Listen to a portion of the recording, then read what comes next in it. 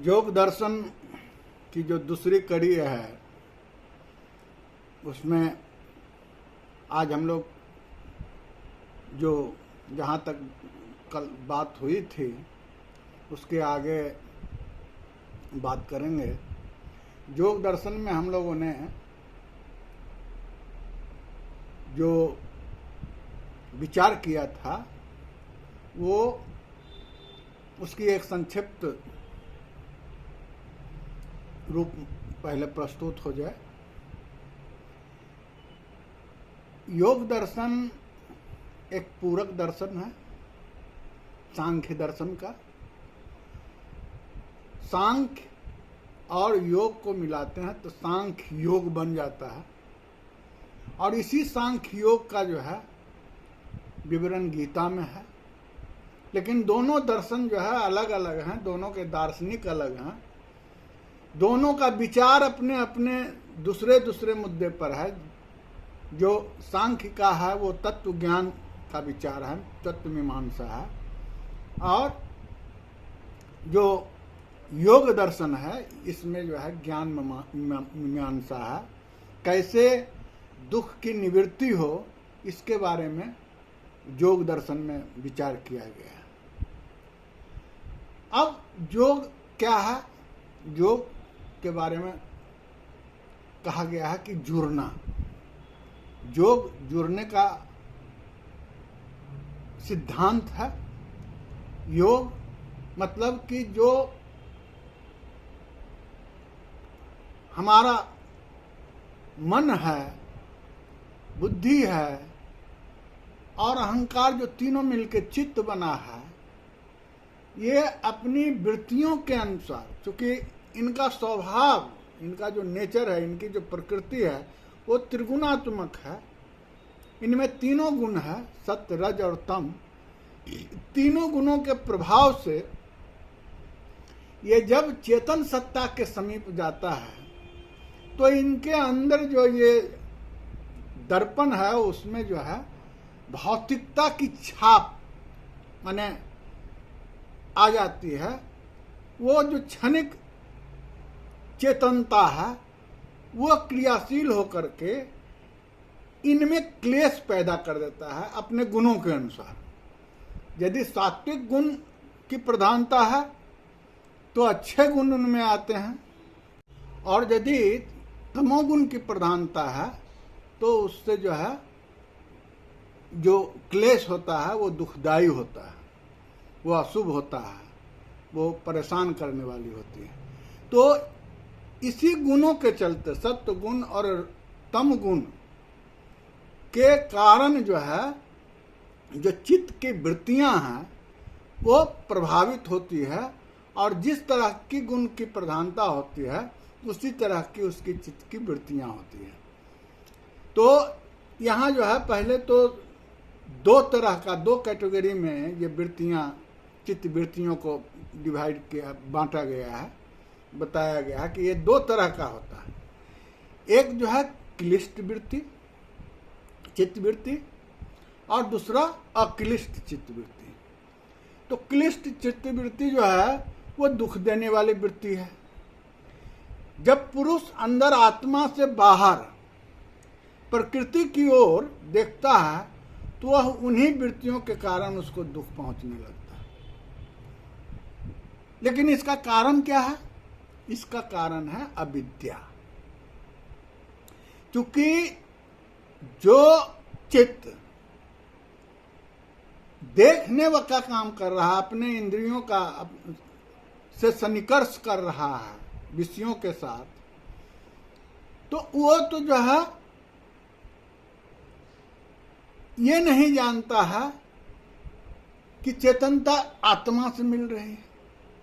वो तो अहंकार, चूंकि वहां जो है तामसिक गुण प्रभावी है, तो वो अहंकार को ही कर्ता के रूप में समझ करके, मान करके वो अपने को प्रधान मानता है और वो एक्ट करता है। तो उससे जो आत्मा है, जहाँ से इनको चेतना मिली है, वो जो है प्रभावित होती है, वो क्लेश युक्त हो जाती है, और वो उसको इसका दुख होता है।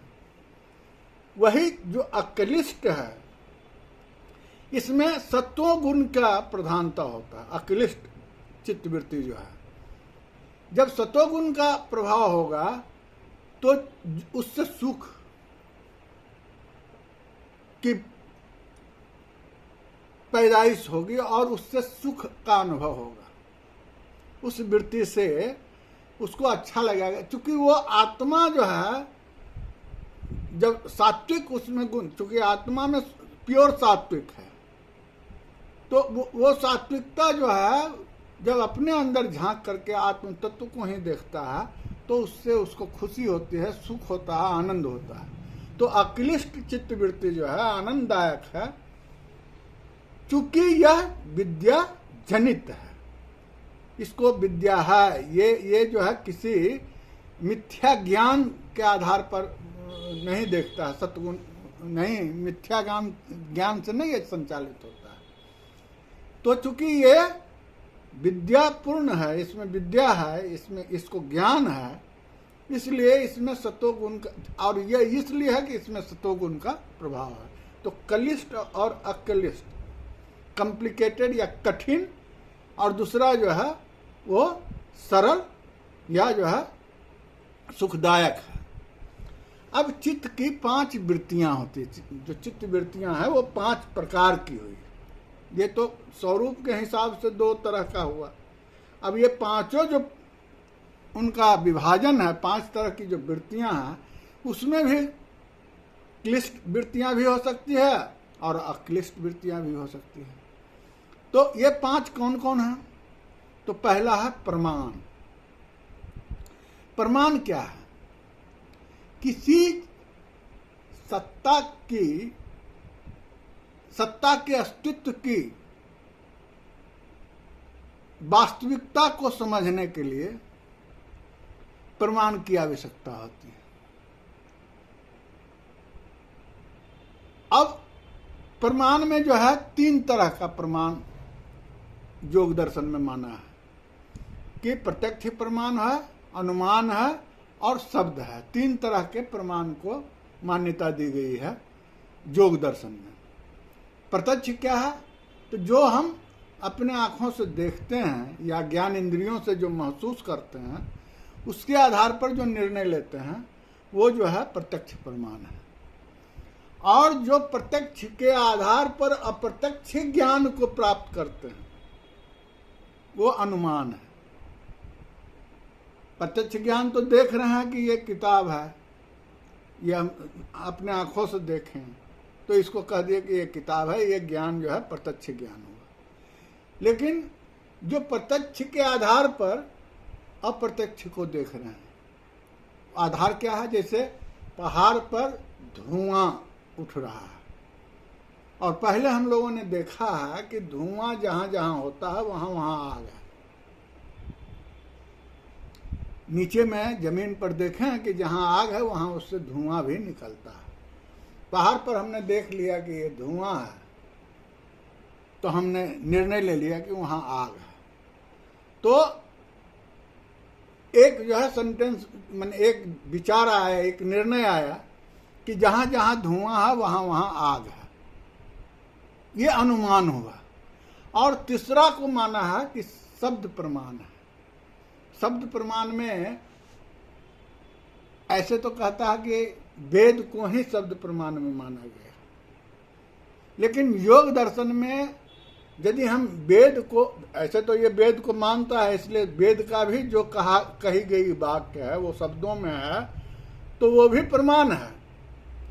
नहीं तो ऐसे समझ सकते हैं कि एक आदमी के ऊपर ट्रस्ट है, दोस्त है हमारा, और वो मार्केट गया है, मार्केट में हुड़दुंग हो गया है, किसी समूह ने जो है किसी के दुकान में आग लगा दिया है, और वो अपने आंखों से देखा है आग लगाते हुए, बल्कि उस आदमी को भी वो पहचानता है, और वो दोस्त अपने आकर के अपने दोस्त को बताता है कि अमुक आदमी जो है अमुक जगह इसके दुकान में आग लगा दिया। तो ये उसका शब्द है, लेकिन वही शब्द उसका प्रमाण हो गया। क्योंकि उसको उस व्यक्ति के ऊपर इतना श्रद्धा है, इतना ट्रस्ट है कि उसको लगता है कि ये झूठ नहीं बोलेगा, जो कहा है बिल्कुल सही है, तो वो ज्ञान जो है शब्द प्रमाण में की श्रेणी में आएगा। उसी तरीके से यदि कोई वेद को ही शब्द मान ले और वेद पर आस्था कि वेद में जो भी कहा गया है सही ही कहा गया है, तो वेद भी जो है प्रमाण हो सकता है। अब दूसरा चित्तवृत्तियां क्या है? वो है विप्रय। विप्रय का क्या मतलब हुआ? मिथ्या ज्ञान। कुछ क्षण के लिए जो है उसका ज्ञान होता है और फिर थोड़ी देर के बाद जो है पता चलता है कि ये ज्ञान जो है गलत है। लेकिन कुछ सर्टेन समय के लिए जो है वो हमारे मस्तिष्क को क्लेश युक्त कर दिया उस ज्ञान से। जैसे अंधेरे में कोई जा रहा है और सर्प मिल गया रास्ते में, बल्कि वो सर्प नहीं है, वो रस्सी है रस्सी, लेकिन उस रस्सी को वो सर्प समझ रहा है। तो जो फिर जो है जब वो सर्प दिखाई पड़ा, उसके मन में डर हुआ और फिर जो है वो रोशनी लाता है, टॉर्च ले आता है, टॉर्च से देखता है तो देखता है कि ये तो रस्सी है। तो फिर उसका भ्रम टूट जाता है। वो भ्रमित हुआ था उस रस्सी को सांप समझ करके, लेकिन जितने देर तक वो ज्ञान एक रस्सी सर्प के रूप में उसको दिखाई दिया, वो तो ज्ञान हुआ ही, भले वो गलत ज्ञान था, भ्रमित करने वाला ज्ञान था, सिर्फ कल्पना मात्र था। अदरवाइज वो सर्प है नहीं, लेकिन सर्प का ज्ञान हुआ, रस्सी को ही देख करके वो सर्प समझ लिया। तो ये विकल्प के माध्यम से जो है इस तरह का चित्तवृत्तियां के द्वारा ज्ञान हासिल होता है। और चौथा है निद्रा। आदमी जब सोया हुआ रहता है, सारी उसकी ज्ञान इंद्रियां सोई हुई है, उसको कोई याद नहीं मन होना चाहिए, क्योंकि सोने के बाद तो उसका अवचेतन मन ही जगा हुआ रहता है। लेकिन जब जैसे ही जगता है उसको महसूस होता है कि जो है ये हम अच्छी नींद से सोए। तो अच्छे नींद होने का उसको जो ये एहसास हुआ, वो ये दर्शाता है कि कोई ऐसी शक्ति उसके सोए हुए में भी उसका पहरा दे रहा था, और वो जो है उसके सोए हुए होने की अवधि को नोट कर रहा है कि हाँ 2-4 घंटा अच्छी नींद आई, इसको अच्छी नींद का भी एहसास कराता है। तो ये निद्रा भी एक माध्यम है। तीसरा है विकल्प, चौथा है विकल्प। विकल्प क्या है? कि है कुछ नहीं, है कुछ नहीं, लेकिन शब्द के द्वारा कुछ बोल दिए। शब्द आ गया, लेकिन वो शब्द जो है सच्चाई से उसका कोई लेना देना नहीं। जैसे आकाश कुसुम कह दिए, शब्द अच्छी है कि आकाश कुसुम है, लेकिन आकाश में कोई फूल थोड़े होता है। तो ये क्या है? विकल्प है। इसको सांख्य दर्शन में विकल्प कहा गया है। या कह दिया कि बंध्या पुत्र है, बंध्या पुत्र शब्द बहुत अच्छा है, पुत्र है, लेकिन है किसका? तो बंध्या। जो बंध्या होगी उसको पुत्र कहाँ से होगा? तो बंध्या पुत्र तो यथार्थ से परे है, लेकिन उससे भी एक ज्ञान, गलत ही ज्ञान। और गलत ज्ञान इसलिए कि गलत क्लेश है हमारे चित्त में, तो चित्त के क्लेश के कारण जो है जो ज्ञान हासिल हो रहा है वो गलत है, फिर भी होता है। और पांचवा है स्मृति। स्मृति क्या है? तो जो हमारा सूक्ष्म शरीर पिछले जन्म से आया है संस्कार के रूप में, उस संस्कार में पूर्व जन्म का कोई स्मृति जो है उसको अटैक करता है। बहुत सारा केस पाया गया है जो उसके स्वभाव के विरुद्ध उसका एक्ट होता है, वृत्ति होती है। कोई उसको सिखाया नहीं, लेकिन वो चीज वो जानता है, कोई शब्द जानता है, कोई बात उसको पता है, वो एकाएक उसके स्मृति में आ जाता है। तो जो निकृष्ट जन्म के स्मरण है, मरने का, पूर्व जन्म का, वो भी यदि स्मृति में कभी आ जाए तो वो भी क्लैश के कारण, चित्त के क्लैश, क्योंकि चित्त जो है सूक्ष्म शरीर है और सूक्ष्म शरीर जो है पुनर्जन्म में आता है, स्थूल शरीर को जला करके राख कर देते हैं ना। सूक्ष्म शरीर तो संस्कार के रूप में अगले जन्म में आएगा ही, क्योंकि जो कर्म फल हो का बंधन है उससे निपटना है तो उसका संस्कार उसके साथ आता है। जिसको संचित कर्म या प्रारब्ध कर्म बाद में मिलता है उस जन्म में उसको, तो इस तरीके से स्मृति है। अब जो है चित्त की वृत्तियां जो है, इनकी अवस्थाएं होती हैं। जो हमारा चित्त है इसकी अवस्थाएं, भूमियां। अवस्था और भूमि का क्या मतलब है? इसका मतलब है कि जो प्रकृति का जो तीनों गुण है, वो तीनों गुण अपनी अपनी अपने अपने अनुपात में हमारे वृत्तियों पर प्रभाव डालता है। तो जो प्रभाव डालता है अपने गुणों के अनुसार से हमारे चित्त की वृत्तियों से, चित्त की वृत्ति जब विषय के साथ संसर्ग करेगा, सन्निकर्ष होगा, इंद्रियार्थ सन्निकर्ष जो है ज्यों ही होगा त्यों ही जो है हमारी वृत्तियां पैदा होगी। तो वो वृत्ति जो होगा वो संस्कार के माने ये प्रकृति के गुणों के अनुसार, क्योंकि सारा हमारा चित्त जो है प्रकृति के ही गुणों से पल्लवित है, उसी से उत्पन्न हुआ है, तो अपना प्रभाव अपने अपने ढंग से उसके अनुपात के अनुसार होगा।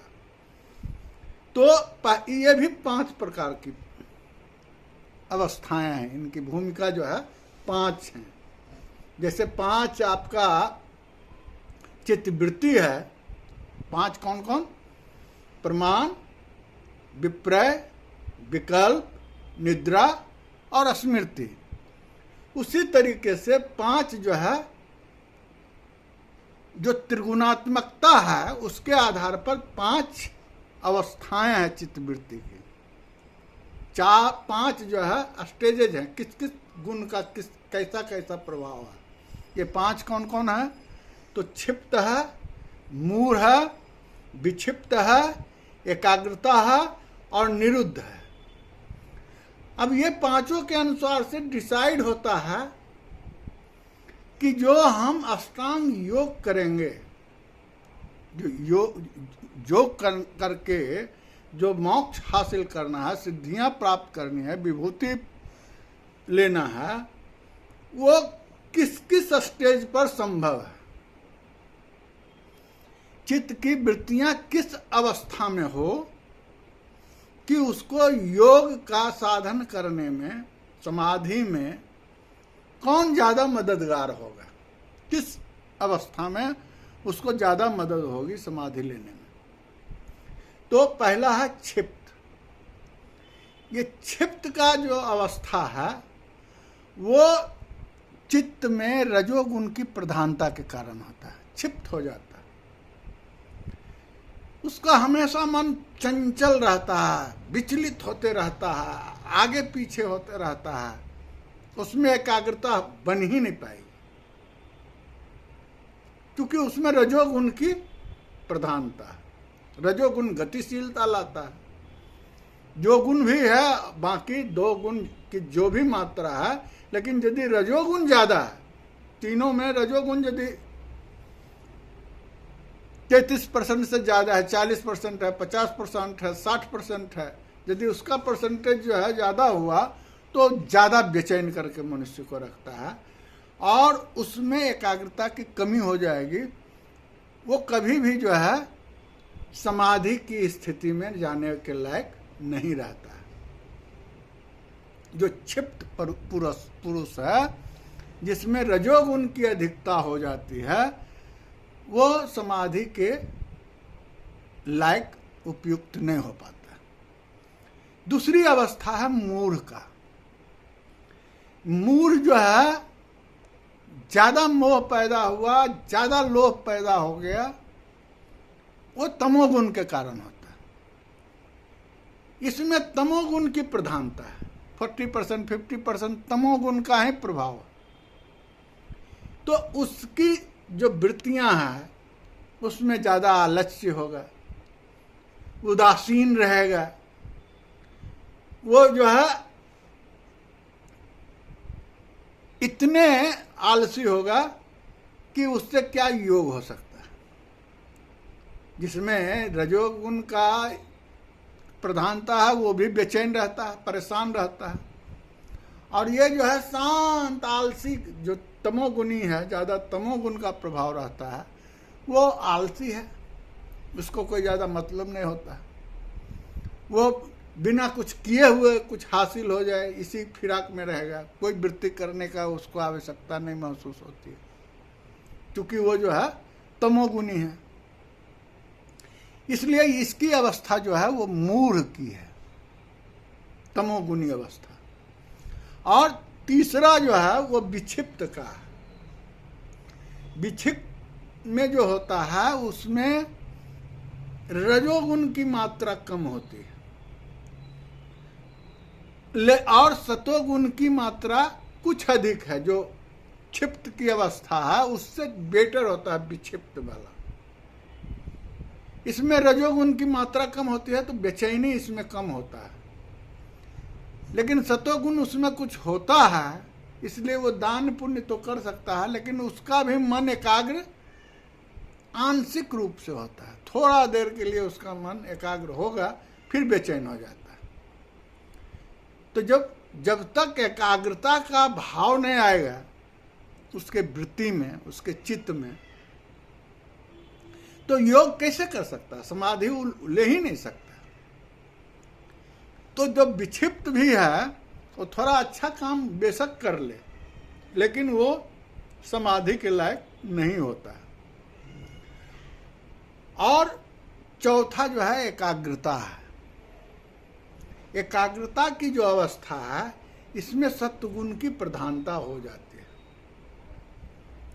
इस अवस्था में जो है मनुष्य एकाग्र हो जाता है। जिसमें सतोगुण का प्रधानता है वो एकाग्र हो जाता है और उसकी जो चित्त वृत्तियां होती है वो योग के लिए उपयुक्त है।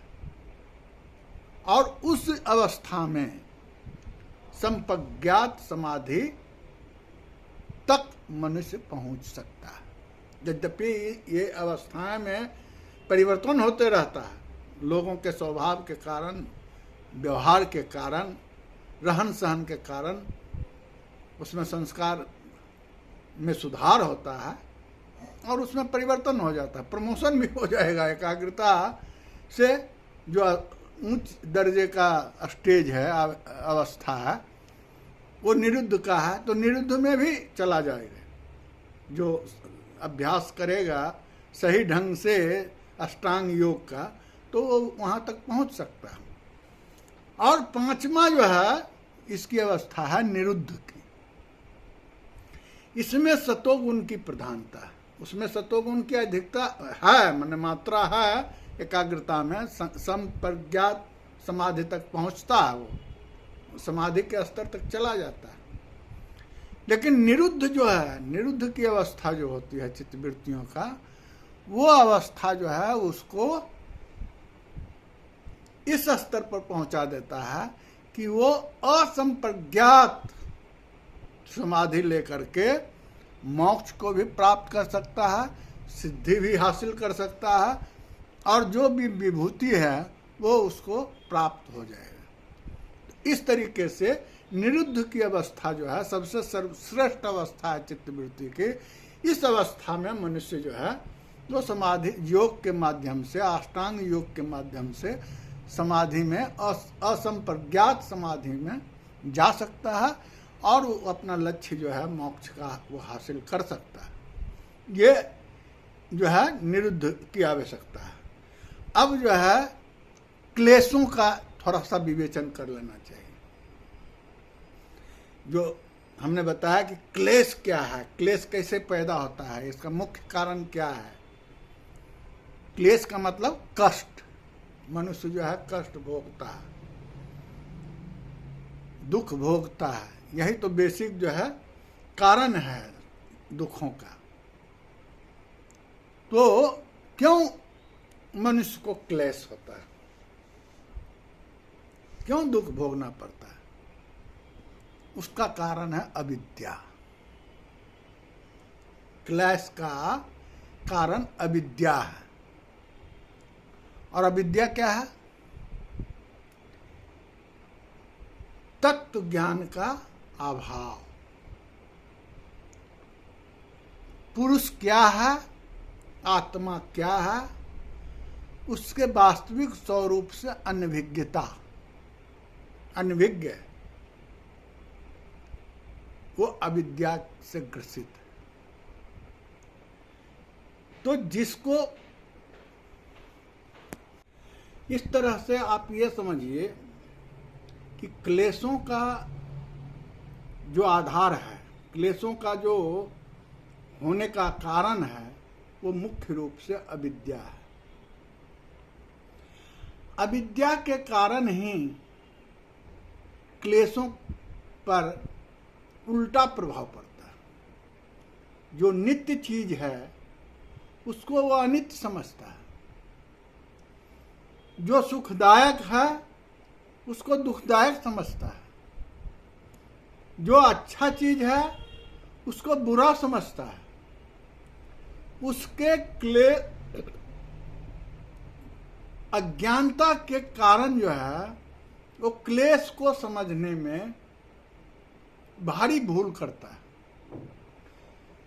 वही ज्ञान जब हो जाता है तो वो सही रूप से वो समझ सकता है। योग दर्शन में जो अनित्य है, असुचि है, जो दुख है, या जो अनात्म भाव का, जिसमें कोई भावना नहीं है, उसी को वो सही समझता है, उसी को वो नित्य समझता है, उसी को शुचि समझता है, वो सुखदायक उसी को मान रहा है और उसी को आत्म स्वरूपता का की ख्याति समझ करके उसको स्वीकार कर रहा है। तो यदि अज्ञानता के कारण जो है क्लेश होता है, क्लेश का कारण ही अज्ञानता है। अब अज्ञानता है तो क्लेश होगा। वो उसी तरह से है जैसे मान लो कि बेरोजगारी है, गरीबी है, भूखमरी है। इन सब का कारण जो है क्या है कि उनकी आर्थिक स्थिति अच्छी नहीं है। आर्थिक स्थिति अच्छी नहीं है इसलिए उसने जो है सही एजुकेशन नहीं लिया। सही एजुकेशन नहीं लिया तो सही एम्प्लॉयमेंट नहीं मिला, सही रोजगार नहीं उसको हासिल हुआ तो उसकी आर्थिक स्थिति अच्छी नहीं हुई। वो अपनी कमाई से अपने संतान को जो है अच्छा शिक्षा नहीं दे सकता, तो उसकी गरीबी कैसे खत्म हो? तो वो एक चक्र है। उसी तरह से इस क्लेश का कहीं न कहीं इसको एंड करना पड़ेगा। यदि अज्ञानता के कारण हमारे ऊपर विभिन्न तरह के क्लेश हैं, कष्ट हैं, दुख हैं, और दुख के कारण हमें ज्ञान नहीं हो पाता, तो इसका एंड करना पड़ेगा। या तो ज्ञान स्तर से करें या तो ज्ञान हासिल करें, अच्छा ज्ञान हो जाए तो क्लेश दूर होगा, समझदारी बढ़ जाए, या क्लेश को दूर करें। तो यही जो है अविद्या जो क्लेश का कारण है, यही और भी कारण बन जाते हैं, और भी दुखों का कारण बन जाता है। जैसे अविद्या के कारण जो है, अच्छा ये जो भी हो ये किसी के ऊपर असर कर सकता है, वो चाहे विद्वान आदमी हो चाहे मूर्ख हो, पढ़ा लिखा ये होना विद्वता नहीं है। पढ़ा लिखा भी अज्ञान हो सकता है तत्व ज्ञान में। और बहुत देखते हैं पढ़े लिखे लोग हैं ज़्यादा अज्ञानी, आज माने नास्तिक हैं, उनको तो इस सब से मतलब ही नहीं है, इन बातों को समझने का कोई सवाल ही नहीं है। वो तो ईश्वर भगवान को भी नहीं मानते हैं। पता नहीं वो अपने पेरेंट्स को मानते हैं या नहीं मानते हैं, क्योंकि न मानने की, जो भगवान को नहीं मान सकता वो किसको मानेगा, इस पर तो विश्वास करना मुश्किल है। अंधविश्वास से आदमी को बचना चाहिए, लेकिन विश्वास को तो नहीं छोड़ना चाहिए। बिना विश्वास का तो एक दिन नहीं चल सकता है। विश्वास करने का तो हमारा नैसर्गिक स्वभाव है। चलें, वो दूसरी बात है। तो इस तरीके से अविद्या जो है कई प्रकार के हमें क्लेश का, दुख का कारण बनता है। हमारी चित्त वृत्तियां जो है प्रभावित होती है इनके कारण, और वो जो है हमको किसी तरह का सुख देने वाला नहीं है। अविद्या के कारण दुख ही दुख होने वाला। दूसरा है अस्मिता। अस्मिता क्या है? अपनी पहचान। अपनी पहचान को भी स्थापित नहीं कर सकता है ज्ञानी, जिसमें अविद्या हो, जिसमें मिथ्या ज्ञान हो। हम क्या हैं वो नहीं समझ पाता। वो अहंकार जो उसके अंदर, चित्त का अहंकार है। चित्त में तीन चीज है, मन, बुद्धि और अहंकार। तो अहंकार जो है वो थोड़ा सा उसको चेतनता, आत्मा का या पुरुष के संसर्ग में जो आया था, चेतनता उसमें आई, तो वो अहंकार उस पर हावी हो गया और अपने को ही आत्मा का स्वरूप समझने लगा। अहंकार के कारण उसी में वो फंस गया और वो जो है अपनी पहचान को खो दिया, जबकि वो आत्म तत्व है। मनुष्य में आत्मा है, उसको वो भूल करके जो उसका अहंकार है चित्त का, उसी को वो सर्वोपरि मान लिया अहंकार के कारण। यानी वो अपने पहचान, उसकी अस्मिता समाप्त हो गई, अपनी पहचान उसकी गायब हो गई। ये सिर्फ अविद्या के कारण है। यदि उसको अपने आत्मा का ज्ञान का सही स्थिति मालूम होता तो वो अस्मिता की स्थिति में नहीं आता।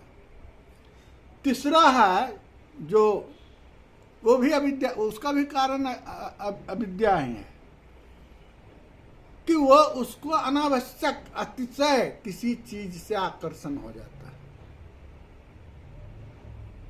और जब किसी चीज से आसक्ति होगी, आकर्षण होगा, तो निश्चित रूप से उससे तृष्णा जो है, लोभ जो है, इस तरह का उत्पन्न होना स्वाभाविक हो जाएगा। तो वो राग कहलाता है। यानी राग का क्लैश जो है, राग जो उत्पन्न हो जाता है चित्त वृत्तियों में किसी खास विषय वस्तु के लिए, गीता में कहा गया है ना, दूसरे अध्याय के 62वें श्लोक में, ध्याय तो विषयान पुंस संगस्ते उपजायते। काम, क्रोध, काम माने किसी वस्तु के संसर्ग में आते हैं तो क्या होता है, उसमें आसक्ति होती है, संग बनता है, और उस संग से जो है कामना पैदा होती है, और कामना नहीं पूरी होती है तो उससे क्रोध आता है। क्रोध से जो है स्मृति विभ्रम होता है। स्मृति विभ्रम होने के बाद जो है प्रणनश्यसि, प्राण का ही जो है गिरावट हो जाता है, नाश हो जाता है। आदमी, मनुष्य जो है अपने आप से गिर जाता है। तो वो राग, वो आसक्ति, किसी चीज को अतिशय तृष्णा करना, उसको किसी तरह से हासिल कर लें उस वस्तु को, जिस वस्तु के प्रति जो है राग उत्पन्न हुआ है, तो ये कहलाता है राग का क्लैश। ये राग के कारण जो है क्लैश हुआ है। और उसके बाद चौथा जो है वो है, चौथा क्लेश जो है वो है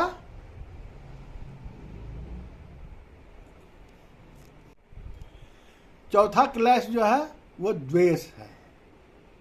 राग से जो कामना पैदा हुई थी और उससे नहीं पूरा हुआ, क्रोध आया, फिर द्वेष हो जाता है वैसे चीज से जिससे ये लगता है कि इससे दुख होगा, हमको दुख न ये चीज पहुंचावे, इससे हमको दुख न प्राप्त हो जाए, इसलिए वो उस चीज के प्रति उसमें द्वेष आ जाता है, उस व्यक्ति के प्रति उसको द्वेष हो जाता है। ये व्यक्ति हानि माने हमारे लिए हानि पहुंचा सकता है, हमको कष्ट पहुंचाने का ये काम कर सकता है, ये हमारा दुश्मन है, करे या ना करे, उसकी वृत्ति में जो है, चित्त की वृत्ति में वो आ जाएगा द्वेष की भावना, और उस द्वेष के कारण जो है वो परेशान रहेगा कि ये कहीं दुख न पहुंचा दे, दुख न पहुंचा दे, हमारे रास्ते का रोड़ा न बन जाए, हमें कष्ट न पहुंचा दे, इस चीज को हासिल करने में, सफलता लेने में हमको परेशानी नहीं पैदा कर दे। इसका जो द्वेष है ये भी अज्ञानता के ही कारण है, कारण सबका अज्ञानता है, लेकिन द्वेष जो है वो राग होता है जिससे आनंद का अनुभूति होता है कि इससे हमको सुख मिलेगा, इस चीज से, इसको हमको पाना, कामना पैदा होती है, कोशिश करता है, कामना से जो है नहीं होता है तो क्रोध हो जाता है उसको, तकलीफ वहां भी है, क्लेश वहां भी है, और यहाँ जो है कि दुख न पहुंचा दे, इसका द्वेष, इसको द्वेष बोलते हैं, राग और द्वेष। या तो राग होगा नहीं तो द्वेष होगा, किसी चीज के ऊपर आप उसको पाने की इच्छा करेंगे। तो ये जो क्लेश है पतंजलि योग में कहा गया है कि ये जो है दुखदाई है, और ये दुखदाई भी है और इसका कारण भी है कि ये आशंका है कि इस चीज को प्राप्त न करेंगे तो हमको दुख हो जाएगा, या ये चीज हमको हो जाएगा तो दुख हो जाएगा, इसलिए उसको द्वेष उसमें पैदा हो गया। और पांचवा जो क्लेश है वो अभिनिवेश है। अभिनिवेश क्या है? वो भी इसी तरह का है, सुख या दुख जिस तरह से है उसी तरह का अतिशय जीने की चाह, आकांक्षा, हम मरवे नहीं कर, हम जितना जीना चाहें, अमर हो जाएं, अपनी जिंदगी बहुत लंबी हो जाए, इस सोच से अपनी वृत्ति को पैदा करना, हर हमेशा अतिशय लगाव, जिंदगी से अतिशय लगाव, या मृत्यु से अतिशय भय, ये दोनों स्टेज जो है क्लेशमय है। और ये भी अज्ञानता के ही कारण है, ये नहीं समझ रहा, उसको जानना चाहिए कि ये शरीर जो है आज न कल इसको जाना है, मरेगा है, तो इस शरीर को कायम रखने के लिए अतिशय लगाव पैदा करें, या ये शरीर समाप्त न हो जाए, इसकी मृत्यु न हो जाए, इसका भय हम अतिशय भय करें, तो ये तो क्लेश का कारण ही होगा, क्लेश ही होगा, इससे कष्ट ही होगा, दुख ही पहुंचेगा।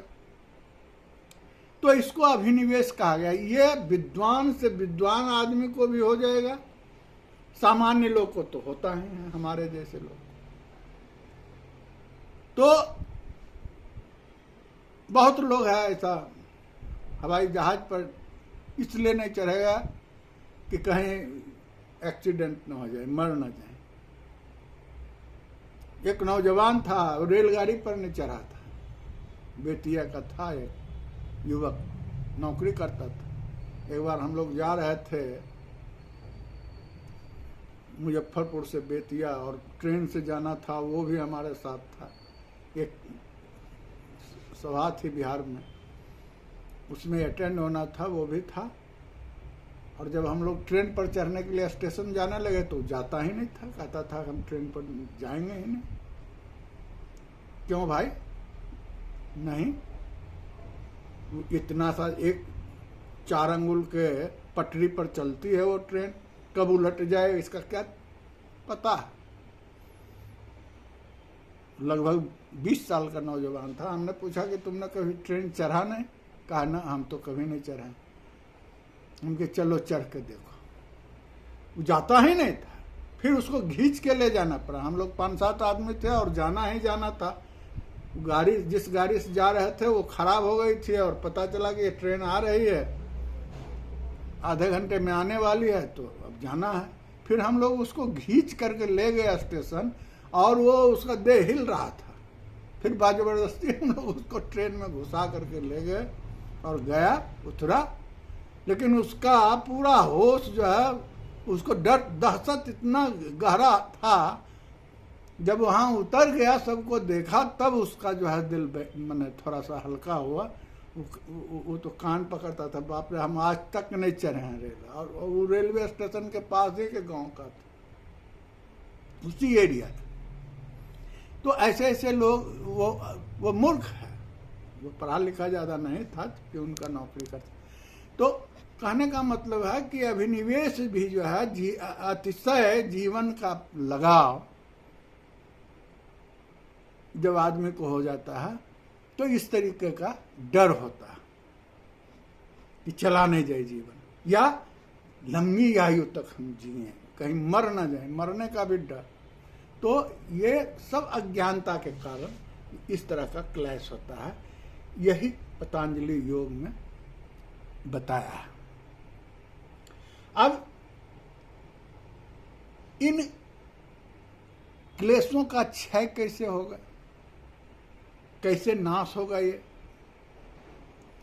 तो पतंजलि में अष्टांग योग की व्यवस्था की। क्योंकि कहा गया है कि कोई भी मनुष्य जब तक योग को नहीं अपनाएगा, तो सिर्फ सैद्धांतिक रूप से कायदे कानून को जान लेना उसके लिए एनफ नहीं है, वो सफिशिएंट नहीं है। यदि भौतिक शास्त्र का या रासायनिक शास्त्र का सैद्धांतिक ज्ञान हो जाए, लेकिन उसको प्रैक्टिकली करने लायक वो नहीं हो, उसको लेबोरेटरी में वो करने लायक नहीं यदि होता है, तो उसका ज्ञान परिपूर्ण नहीं हो पाता। इसलिए प्रैक्टिकल जरूरी है। तो इंटायर जो हमारा भारतीय दर्शन है, सब में योग, पतंजलि योग छोड़ करके जितना भी दर्शन है ज्ञान मार्ग का, उन सबों में अपना अपना किसी प्रकार का कोई प्रैक्टिकल माने नहीं है, प्रयोगात्मक विधि नहीं बताया है मोक्ष का। सब में सैद्धांतिक विधि, नियम, कायदा बताया है, कैसे कैसे क्या करेंगे, तो अलग अलग है सबका। और बहुत तो इसी को मानते हैं, पतंजलि योग को ही प्रायोगिक रूप से साधन मानते हैं। जैसे गीता में यही अष्टांग योग को ही मानते हैं कि यदि समाधि किसी को लेना है, संन्यास योग से यदि किसी को